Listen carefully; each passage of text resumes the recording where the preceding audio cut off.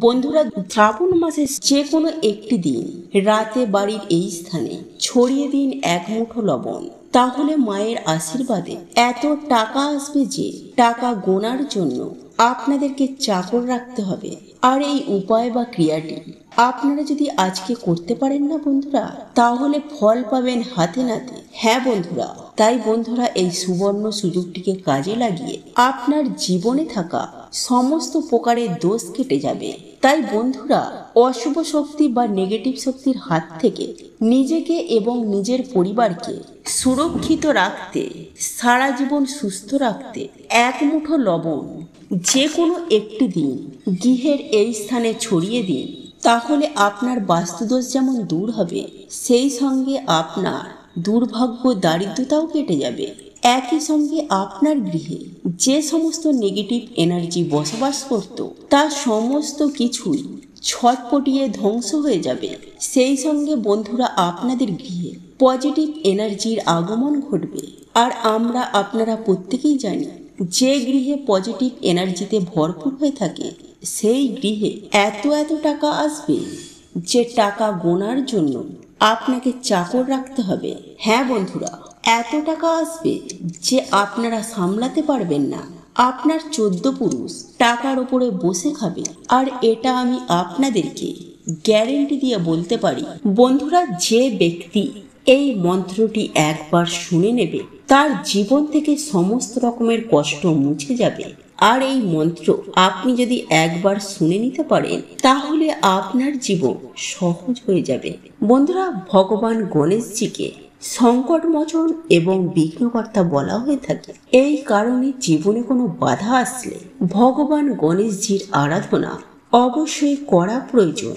বিশেষ করে ভগবান গণেশজির যে মন্ত্র আছে, সেই মন্ত্রের মধ্যে অদ্ভুত এক চমৎকারী শক্তি আছে। আমি মানছি আপনারা নিষ্ঠা ভক্তি সহকারে নিত্য পুজো আরাধনা করে থাকেন, কিন্তু এমন কিছু বিশেষ মন্ত্র আছে যা পুজো আরাধনা করার সাথে সাথে শ্রবণ করলে বা উচ্চারণ করলে আপনার জীবনে সমস্ত রকমের কষ্টকে সমাপ্ত করে দেবে।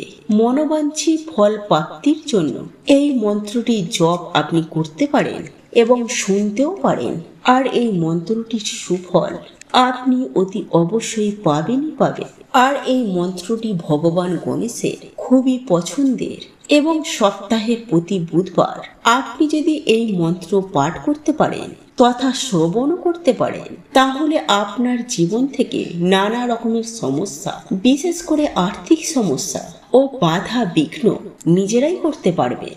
বন্ধুরা, কথায় বলে ভগবান গণেশজির পুজো আরাধনা করলে একদিকে যেমন দুর্ভাগ্য কেটে যায়, ঠিক তেমনি কোনো শুভ কাজ শুরু করার আগে যদি ভগবান গণেশজিকে লাড্ডু বা মোদক দিয়ে সন্তুষ্ট করেন এবং তারপর যদি কাজ শুরু করেন, তাহলে সেই কাজে খুব সহজেই সাফল্য পাওয়া যায়।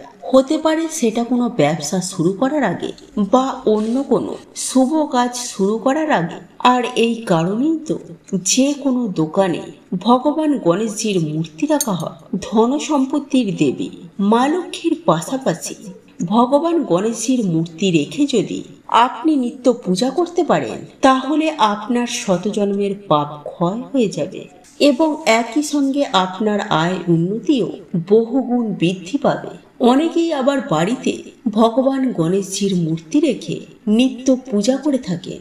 তো বন্ধুরা, সপ্তাহের প্রতিটি বুধবার আপনি কোন মন্ত্রটি শ্রবণ করলে আপনার আর্থিক উন্নতি হবে এবং আপনার সমস্ত বাধা বিপত্তি কেটে যাবে, তাই এই প্রসঙ্গে বিস্তারিত জানার আগে আপনাদেরকে বলে রাখি, আপনি যদি সনাতনী পম্পা ইউটিউব চ্যানেলে এখনো পর্যন্ত নতুন হয়ে থাকে, তাহলে চ্যানেলটি অবশ্যই সাবস্ক্রাইব করুন এবং পাশে থাকা নোটিফিকেশন বেল আইকনটি ক্লিক করুন। কারণ আমি বিভিন্ন প্রকার তন্ত্র মন্ত্র, বশীকরণ, টোটকা, বাস্তু টিপস, জ্যোতিষশাস্ত্র, পুজো আরাধনা এবং ব্ল্যাক ম্যাজিক করা নিয়ে নিত্য নতুন ভিডিও আপলোড করে থাকি, যা প্রয়োগ করার মাধ্যমে আপনার জীবনে থাকা সকল প্রকার সমস্যা সমাধান করতে পারবে। চলুন এইবার মূল আলোচনায় প্রবেশ করা যাক। তবে মূল আলোচনায় প্রবেশ করার আগে আপনারা কমেন্টে বলুন, জয় সিদ্ধিদাতা গণেশের জয়। বন্ধুরা, হিন্দু ধর্মে বিশ্বাস অনুসারে সপ্তাহের প্রতিটি বুধবার গণেশজির নামে উৎসর্গ। তাই বন্ধুরা, ভগবান গণেশজির কৃপা পেতে সপ্তাহের প্রতিটি বুধবার ভগবান গণেশজির এই মন্ত্রটি শ্রবণ করুন। জীবনে সুখ শান্তি বজায় থাকবে। আর আপনার গৃহে যদি শান্তি বজায় রাখতে চান, তাহলে প্রত্যেকটি বুধবার ভগবান গণেশজির পুজো আরাধনা করার সময় তার চরণে অবশ্যই নিবেদন করবেন কয়েকটি দূর্বা ঘাস অর্থাৎ দূর্বা দল, এবং একই সঙ্গে যে কোনো একটি লাল ফুল নিবেদন করে ভগবান গণেশজির পুজো আরাধনা করবেন। কারণ লাল ফুল সিদ্ধিদাতা গণেশজির খুবই পছন্দের ফুল। ভগবান গণেশজিকে পুজো আরাধনা করার সময় তার প্রসাদে রাখতে ভুলবেন না তার পছন্দের প্রিয় লাড্ডু বা মোদক, এবং একই সঙ্গে জ্বালাবেন সুগন্ধি ধূপ এবং একটি প্রদীপ এবং কিছুটা সিঁদুর নিয়ে আপনি অবশ্যই তিলক কেটে দেবেন।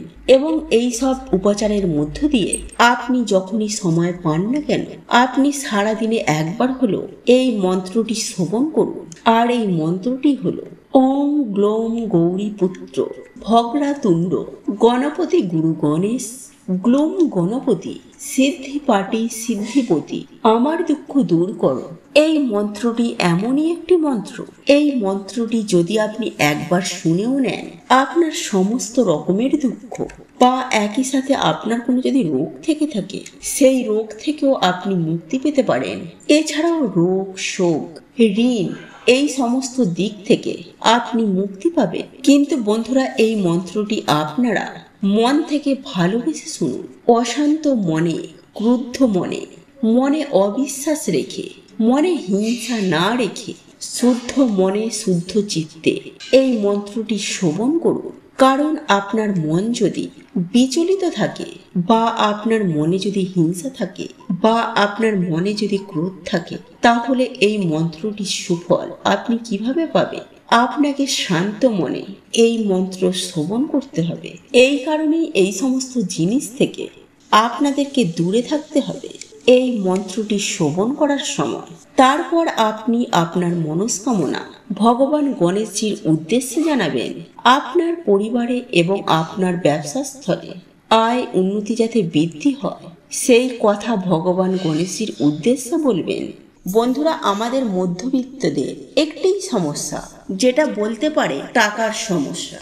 অর্থাৎ আমরা সামান্য টাকার জন্য মধ্যবিত্ত মানুষের জীবন থেকে অনেক কিছু ছেড়ে দিতে হয়। হ্যাঁ বন্ধুরা, মধ্যবিত্ত মানুষদের টাকার জন্য অনেক স্বপ্ন পূরণ হয় না সামান্য কিছু টাকার জন্য। অর্থাৎ মধ্যবিত্ত মানুষেরা টাকা জোগাড় করে উঠতে পারে না, আবার কারোর কাছে হাত পাততেও পারে না। তাই এক্ষেত্রে আজকের এই উপায় বা ক্রিয়াটি অবশ্যই করুন। এই উপায় বা ক্রিয়াটি আপনাদের জীবনে অনেক শুভ ফল দিয়ে থাকবে। বন্ধুরা, অনেক সময় এমনটা হয়ে থাকে যে মানুষের খারাপ নজর বা খারাপ দৃষ্টি অনেক সময় আমাদের জীবনে পড়ে থাকে, এবং মানুষের যে খারাপ দৃষ্টি এতটাই খারাপ থাকে যে সেই খারাপ দৃষ্টির জন্য আমাদের জীবনে তার প্রভাব এতটাই বেশি পড়ে যে অনেক সময় আমাদের বিভিন্ন চলন্ত কাজ, অর্থাৎ আমাদের কিছু ব্যবসা চলছে বা উপার্জন ক্ষমতা ভালো ছিল, সেই উপার্জন ক্ষমতা অর্থাৎ চলন্ত ব্যবসা আমাদের হঠাৎ করেই বন্ধ হয়ে যায়। আর তার প্রধান কারণ হলো মানুষের খারাপ দৃষ্টির জন্য, এবং অনেক সময় তার উপরেও এমনটি হয়ে থাকে। হ্যাঁ বন্ধুরা, সেই বাড়ির মানুষেরা অর্থাৎ সেই বাড়ির মানুষেরা সফলতা হয়ে উঠতে পারে না, আয় উন্নতি করতে পারে না, কর্মক্ষেত্রে সাফল্য আসে না, বিভিন্ন জায়গায় তারা বাধার সম্মুখীন হয়ে থাকে। আবার অনেক সময় এমনও হয়ে থাকে যে না বলায় এমন কিছু ছোট ছোট বাধা আমাদের জীবনে চলে আসে, যার দরুন আপনার জীবন একেবারে ছাড়খাড় হয়ে যায়। অর্থাৎ আপনি কি করবেন কি করবেন না সেটাও ভেবে উঠতে পারেন না। আর এই সকল কিছু হয়ে থাকে অশুভ শক্তি, নেগেটিভ এনার্জি এবং লোকের খারাপ দৃষ্টির জন্য। কারণ আপনারা প্রত্যেকেই জানি যে গাছের ছাই আর মানুষের হাই এতে কোনোদিন ভালো হয় না। বন্ধুরা, আপনারা একটু লক্ষ্য করে দেখবেন, কোনো গাছের ছাওয়ায় ছোট চারা গাছ বেড়ে উঠতে পারে না। আবার দেখবেন মানুষের হাই উতাসে কোনো মানুষের আয় উন্নতি হয় না। যাই হোক বন্ধুরা, একজন মানুষের ভাগ্য অনেকটা নির্ভর করে তার ওপরে থাকা শক্তির জন্য, বা তার বাড়িটিতে থাকা, অর্থাৎ যে বাড়িতে সেই ব্যক্তি থাকে, কিংবা যে ব্যক্তি সেই জায়গায় বসে কাজ করছে, সেই ব্যক্তি কাজই করুক বা ব্যবসায়ী করুক, সেই জায়গাটিতে যতটুকু পজিটিভ এনার্জি আছে এবং কতটুকু নেগেটিভ এনার্জি আছে তার উপরে তার ভাগ্য, সেই ব্যক্তির উপার্জন এবং সঞ্চয়, এই সমস্ত কিছুই নির্ভর করে থাকে। তাই আপনারা হয়তো অনেকেই দেখেছেন যে কোনো ফাঁকা স্থানে কোনো ব্যক্তি গৃহ নির্মাণ করার আগেও সেই জায়গা ভালো করে বাস্তুশাস্ত্র মতে পরীক্ষা করে দেখে নেওয়া হয়, যাতে পরক্ষণে কোনো অসুবিধায় না পড়তে হয়।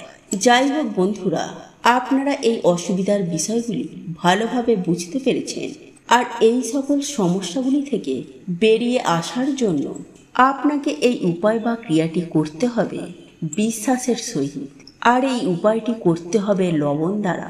বন্ধুরা, আপনারা প্রত্যেকেই জানি যে লবণ এমন একটি জিনিস যে প্রত্যেকটি ক্ষেত্রে এর গুরুত্ব অতুলনীয়। সেটি রান্নার ক্ষেত্রে বলুন, বাস্তুশাস্ত্র বা তন্ত্রশাস্ত্রেই বলুন, সর্বত্রই এই লবণের গুরুত্ব অপরিসীম।